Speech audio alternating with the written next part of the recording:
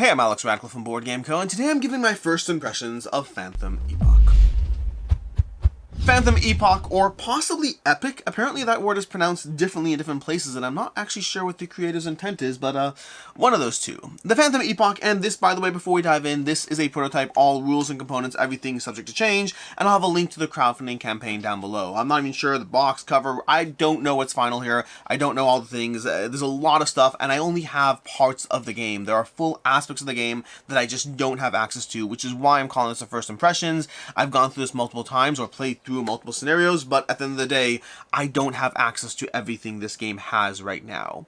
But let's go ahead and dive into this, and starting off, this is a 1 to 4 player giant exploration game, a dungeon crawler as it were, but a dungeon crawler that takes place more in space. You are playing as, I believe, the Vanished, I believe what they're called. You're playing as a member of the Vanished, so there's this species that is lost to civilization that perfected a whole lot of things, including space travel, technology, and all those things, and now the galaxy is in disarray, and you seem to be talking to a disembodied voice that is guiding you through your journey.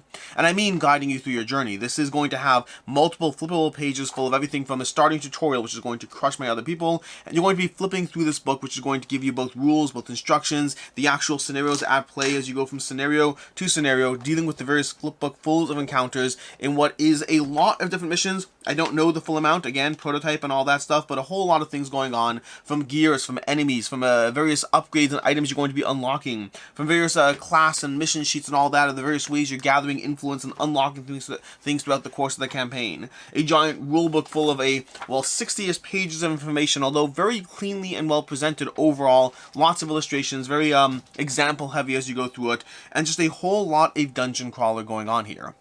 This is going to have a lot of the things you're familiar with in many dungeon crawler games. You're going to have your characters over here. They're going to have their health and these little nice little health trackers that are on them that are going to be rotating, tracking their health over here. You're going to be taking actions as you wander through this dungeon. And you're going to be using your initiative card as the way you drive your movement forward. The game's going to have a sequence of play where you reveal an event every single round. So we're going to go ahead and gather one of these level 1 to 5 events. We're going to reveal that and whatever text that has over there.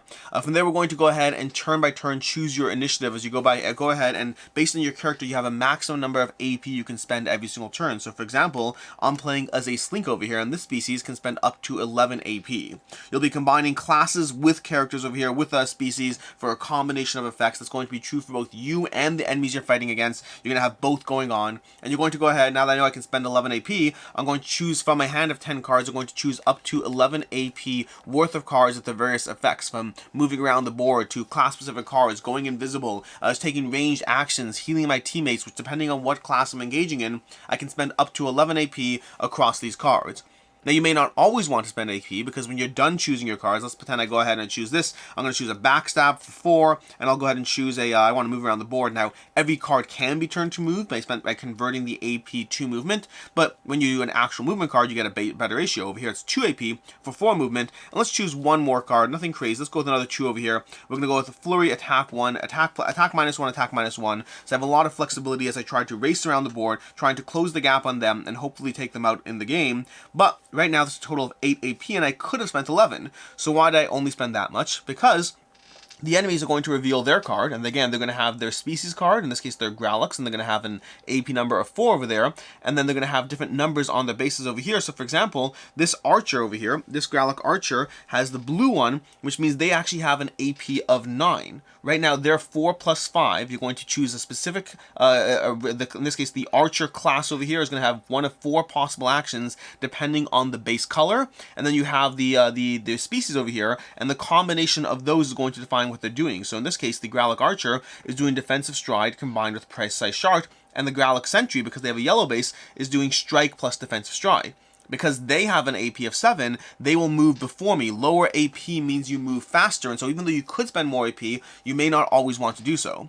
They're going to go ahead and take their action. They're going to do their movement over here. Guard +1, which means they're going to have an extra guard against abilities. They're going to go ahead and move 2, which means 1, 2. And unfortunately, they cannot attack over here. They do not have a ranged attack, which means they won't be able to do anything with their strike. So the fact that they're going first doesn't actually bother me. Meanwhile, the Arch is going to go next, but before, well, last, the Arch is going to go last. Before we do, at my AP of 8 over here, because we have a combined, because they have an AP of 9, I'll be going before them. Although any ties, you go first as well. So even an 8, I would have gone first. I'm going to go ahead and do a move 4, 1, 2, 3, 4. Fortunately, they closed the gap over there on me, which is helpful, because otherwise I would have to give up another card to move closer. Then I'm going to do attack +1, and attack +3 instead of another ally is also addition to the target. Unfortunately, I didn't even select cards from another character, because I'm just showing you how this plays, so we don't know how that goes. And now I have to choose which die I want to go ahead and roll. You can choose either of these dice. You have the basic die and the more powerful die, but the more powerful die also has the opportunities for fumbling. So you know what? I think we're going to go ahead and start with a flurry over here. We're going to use this card first with my 2 attack -1s. We're going to roll a die. We got a 2 over there. That 2 is going to be combined with my attack, and the problem is they have a guard +1 over there, and they have a basic guard of 2, which means an attack -1 is going to have a harder time piercing through their abilities over there. So unfortunately, I'm going to go ahead and try attacking again. We got another 2. Did not work. And for my final attack, attack +1, I'm going to roll the stronger die, but that has more opportunities for missing at the same time, and unfortunately, I did indeed miss. Now, the ordering there is important because of things whenever you fumble in the game, you cannot attack for the rest of the turn. You're now off balance and you can no longer attack, although there are many gear, equipment, and things like that you can use to avoid that. In fact, I don't actually have it right now, but in general, there's lots of gear and ways to avoid around that limitation, so that even after you fumble, you can continue attacking. But the basic idea is you're going to be using your cards to move. You're going to be using your cards to attack. You'll be using your cards for things like going invisible over here. So if we have it going invisible into the shadows, move 2 and gain invisible, so I can't be attacked. But then we also have one of these cards is here we go, ×2 damage if the attack is performed while invisible. So that's sneak attack, jumping out of the shadows and striking them for a bunch of attack damage over there. That can be helpful as well. And you're trying to manage the enemy AI. You have the enemy slowly moving around the board, moving, engaging, going into guard, inflicting various conditions, again, all depending on their base and the card you turned over for the round, which you don't know until you choose your hand. Meanwhile, you're trying to slowly go through this, and as you play cards, you are discarding these cards, so eventually you have to take a rest turn where you pull back your cards into your hand, and you have to be mindful of when you take those turns, the timing of when you deal with and engage with these enemies. And you have different classes, 4 different classes right now, at least as far as starting off, although I think things are going to be unlocked as you go. But 4 starting classes, each giving you a different flavor for how you engage. You have the more traditional rogue, who's going to be dealing with stealth and damage and high amounts of assassin-based attacking. You're going to have the full-on just a warrior who's going to deal with just a large degree of strength. You'll have your ranged character and your medic to start you off as you go through the game. As you go through this, you're going through a different degree of adventure. You're going to have text on this board over here. The text is defining what you're trying to do, any specific mission events in play, because sometimes the game's going to have mission-specific events, and when you accomplish the first thing, you're going to move to the next thing over here. So you keep going. Stop reading until the treasure's been retrieved. Stop reading until a new objective. You're going to be unlocking things in this mission book as you go through it, unlocking both degrees of rules as you go through the initial missions, but then also giving you the exploration and the story and what you're trying to do on these map pages as you explore through them. That's the basic idea of the game. Again, you have your initiative, you have your hand of 10 cards, you're going to be playing your cards, mindful of your initiative, you're going to be using your various attributes, you're going to have a ton of gear, you have these one-time abilities and potions you have over here, you're going to have various gear you can unlock in all these spots, attachment and gear for various parts that will give you various effects, although you do need to power a lot of it with these Nova cells that will go on specific areas, and you can power your equipment with them. Some equipment does not require it. So for example, this Baranium Reinforced Breastplate, after a melee attack completes against the character, inflict knockdown on the attacker. Effectively meaning that as characters attack me, I can kind of hit them back and stop them from being as effective. And so that's a fun piece of equipment that will defensively enable me to survive or fight back a little stronger. Then we have the Light Baranium Sabatons over here, where when the character would be inflicted with knockdown, I can automatically it will happen, the character is not knocked down. Basically, I can power up this ability with a Nova Cell, but ultimately it means that I will not be knocked down the next time I would be knocked down. And some of these things are manual, some of them are auto, which means you get to choose, either you have a choice or not have a choice as far as whether it will automatically trigger as you go through the game. But there's a ton of equipment. There's stacks full of equipment over here. These are going to be all the various equipment you can have, just tons of different things you'll be unlocking. And again, this is only a partial degree. This is still prototype. You still do not have everything here. But then you're also going to have your stacks full of items you'll be unlocking throughout the course of the game. Different numbers in them. You'll get them as mission rewards or different things as you go through events and in between scenario stuff.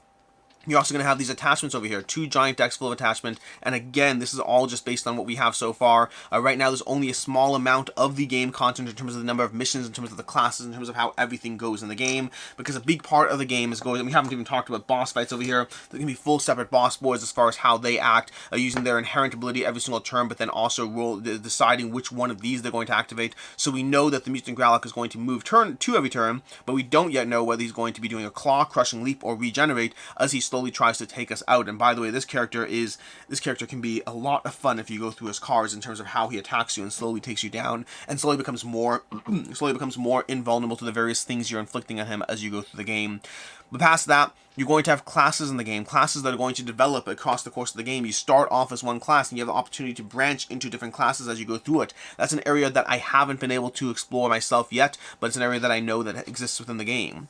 You're going to have unlockable cards. You're going to have 10 cards you bring into combat every single round, and as you earn skill points in between missions, you can eventually spend them on new cards that you can add to your 10 cards, so you have stronger, more powerful cards that can be in your hand. So your hand of 10 is going to develop and augment as you go through the game. As you accomplish missions on the various planets, there's 3 main planets in play. There's Burkov, and then there's Thespera and Orbos, and those planets are going to give you a bunch of missions, but also give you various gear you can unlock across these planets over here. There are going to be 3 different decks of various gear you're gathering from the planets. There's also going to be various events you have in between the various planets. You're going to have story events you're going to be going through. They'll give you various story text and choices. You can choose either individually or as a group, and then flip it over and read the other side and the consequences of your choice. But you also have the various events related to specific planets as well. And again, everything I'm showing you here, which is a whole lot of stuff, is only a small smattering of what this game has to offer. I think that's enough of the general overview. You take turns, you're going to be dealing with an initiative system, you're going to be dealing with the enemies and their AI, which are both species-based and class-based as far as what they're doing. You're going to have the various characters on the board and their stats as far as what they do, what happens when they roll a critical. You know, this one's going to inflict bleeding, but this one's going to go ahead and gain a barrier, preventing the next source of damage. You have all these things combining together to give you a dungeon crawler and a story in a large epic campaign game called the Phantom Epic. Or Epoch. One of those two. And I don't think there's a the. It's just Phantom Epoch. Or Epic. Anyways, with that, let's go ahead and dive into first impressions from the game, because first impressions is all I can really give you here because of the fact that I've explored enough to know that I like this system, but I also know that a system like this can be a very different opinion, 4 games in versus 20 games in, and there will be 20 plus games in here. There's going to be a whole lot of games. I mean, I don't even know the full scope of how many missions and planets there are, but there's a lot of games to go through, a lot of missions, and some of these are also replayable. In addition to the fact that you can generally replay anything you've lost, you can also replay things you've won, gathering more stuff, although some things will no longer be on the board depending on what you explore. Some missions will give you a specific reason as far as why you want to explore another mission, to perhaps unlock a new thing, and it's a simulation, so to speak, of that last mission you had. Thematically speaking, it's a simulation, but past that, there's just a lot of content for this game, and my experience, it's just, again, tons more to go through before I can give you a full review as opposed to first impressions. As it stands, I like the game.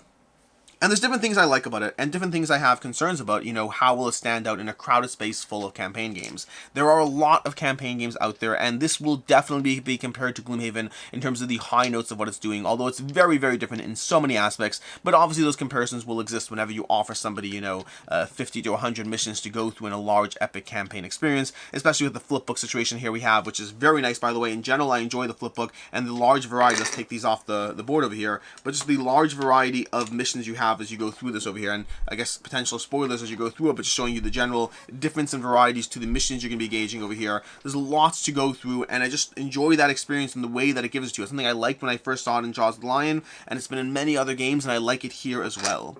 I like the push your luck system on the different dice, the fact that more often than not, the blue die is the safer one, but sometimes you need that yellow die to break through, or you're relying on getting more critical chances, because there are 2 critical strikes in the yellow die, so it's going to be stronger as far as that goes, and also there's a 5 and a 4 as far as damage goes, so sometimes it's worth rolling it, hoping you can, well, I always fumble when I get that die. There we go, a 5. A 5 can be incredibly impactful and helpful as I try to break through, and that push your luck is very present. Your hand of cards is going to be different class by class, and they're going to give you different things you're trying to do, as far as the class will feel different, while still for the most part having move and attack as the core instruments at your disposal. The differences they have and the extra things they add, and the defensive versus attack versus any number of different ways that they feature, as well as ways you can upgrade them, I've enjoyed those so far as well. I like the initiative system, the fact that your character has a potential pool of AP they can use, but they can actually go faster if they don't use that full pool of AP. If they try to strategically sit there and say, you know what, I want to go faster than the enemies. I don't know exactly how fast the enemies will go, but I know if I use 6 AP, there's a decent chance I'm going faster. It's fairly rare that the enemies use fewer than 6 AP, although it depends on the enemy, and sometimes they will, and sometimes they'll catch you off guard, and so you have to be mindful of all these decisions when you try to figure out how much do I want to do on a turn, but also how much can I do a little bit less in order to have the timing hit right, in order to have control over the battlefield and the sequence. But sometimes you actually want to go, as you saw over here, they close the gap on you. So sometimes it's helpful to go slower after the enemies and have them close the gap, strike thin air, and then have you go after them. And the initiative system works well. And I also like the fact that you have an enemy system that is based on both a species and a class. I like that combination because it gives you more variety, and more than that, the species, the class, and the color of the base. It means anytime you flip over these cards, you're going to have drastically different situations as far as the flavor that any individual enemy gives you, the flavor of how that character reacts in battle, and how you're going to be trying to be dealing with that enemy as you slowly learn these various decks, and as you figure out what an enemy is likely to do, or what a species is likely to do, and how they have a slight flavor attached to them, and I like that system. I'm very interested in the way classes develop, and I say interested because I haven't seen it yet, but I'm very interested in the way a class will branch out into multiple branching pathways, and I love the amount of equipment you have in the game, and that's something I've already seen, and again, there's more of it, but the amount of equipment you have in the game and the way you can build out and upgrade your characters with attachment, with items, with one-time use abilities, there's a ton of stuff to do as far as just feeling powerful as you go through it. At the end of the day, though, the enemies you fight against, there are times where you'll mow your way through 2 or 3 enemies and you'll think the game is a little too easy, and there's times you'll see an enemy who just continues to resist each attack you throw at it, and you sit there wondering how you'll break through and actually take them down. There's a lot going on as far as the culmination of different factors, the way it works, the mission book, the advancement, all these things work fairly well, at least from what I've seen so far. Now, I do have concerns as far as whether this is or isn't a game for me, more specifically whether this isn't a game for me when you talk about going 40 missions deep into a system as opposed to a handful of missions deep. And some of those concerns are going to be, first of all, the art and graphic design less to my personal taste. Art, not as much of an issue. I find art I can get past. Graphic design, I've talked about this in the past as well. And again, prototype, always worth noting, prototype here, I do not know what will be changing. But I would say that some elements of the game feel very graphically well done. I like the books overall. I'm sure they could be better, but I have no real complaints. I like the books. The text is a little bit on the small side as far as how much you're reading, but ultimately I don't have a better way past saying, you know, look something up online on an app or whatever, and I don't want that. So the books overall, I enjoy those. I find the character boards really feel like a use and polish in terms of, again, more graphic design than art between the cards, the character boards, and a lot of those elements over there, which again, it's good, but it has that aspect where it feels a bit like a prototype. It feels like a bit like a work in progress. And sometimes I've seen those work in progresses become incredibly polished by the time you get to the final game, and sometimes not so. And that still is present in this, where I feel I want elements of the game cleaned up a bit to feel very, very premium, as opposed to a incredibly premium design that has elements of homebrew thrown in as far as where exactly things are from a graphic design standpoint. I'll also say that in general, the initiative system, while I like the cards you have in the 10 cards, and I like the upgrading and adding cards, it can feel slow going. You're going to earn skill points as you go through the missions, but it might take several adventures before you earn enough skill points to get a card that feels like it's worth adding to your deck. And so it might be several missions deep before you feel like, okay, great, well now I have 10 cards, but now I actually have 11 cards. Well, you still can only use 10, but I have an 11th card and it's slightly more powerful, and so that sense of progression is slow as you go through it. This is not unfamiliar to anyone who has played through Gloomhaven, who has known that as you have, 50 to 100 missions of content, that means you do have to pace yourself out slowly as far as the way things upgrade. But you're going to be getting equipment, but also skill cards, and all the level of growth you have in your characters overall will be satisfying as you go through missions, but this is not a thing where you play a single mission and suddenly your character is different. Your character is mostly the same one mission in, and possibly 2 missions in, and possibly 3 missions in, depending on how you're spending or saving those skill points, and depending what other equipment or gear you get along the way. That progress is definitely there, but it is a little slow going, which is why I very much want to see that class upgrading system, because that's just not something I've had a chance to see yet within these systems. Past that, the biggest question I have, which I just don't know yet, is does the system capture my attention, again, 20 games in? I like what it's doing, but it has that dice rolling system of, you go ahead and you make a choice and you play your initiative cards and you roll a bunch of dice and they have to deal with the enemies. And that's a system that in some games that lasts for dozens and dozens of games. And in some games that lasts for 5 games before I'm done and ready to move on from it. And I just don't know where the Phantom Epoch, I keep saying where Phantom Epoch, it should be Just thematically, it's hard to say it without the. I don't know what Phantom Epoch is for me as far as that goes. And I won't know until I fully dive into a finished ecosystem here. I will say the game, a big question people are going to ask is why this over Gloomhaven? And I would say, and again, it's because there's too many comparable notes as far as the high level. Very different, but too many comparable notes on the high level. I'd say there's a lot of things this game does well that would make it a competitor, make it a reason you choose this over Gloomhaven. And starting off is I think it is more accessible and easier to get up and running. I think the game is not overly punishing on the amount of rules and situations and every little edge case. While the rulebook is 60 pages long, at least right now, a lot of that is just examples and a lot of that is images, and it reads like a 30-page rulebook as opposed to a 60-page rulebook. It still has a lot of information you have to go through, but a lot of it is like the in-between mission sequencing and all that. The actual turn-by-turn, how to actually run a turn, is fairly quick and easy to go through. You can be up and running in probably 20-30 minutes as far as how much you have to know to actually run a mission in this game. The game does give you a tutorial, but the mostly references areas of the rulebook that, and you have to anyways read full pages. The overall, it's easier to get up and running. It's also going to have that potential class-based system as you evolve your classes, but again, I don't know how that's going to actually play out myself just yet.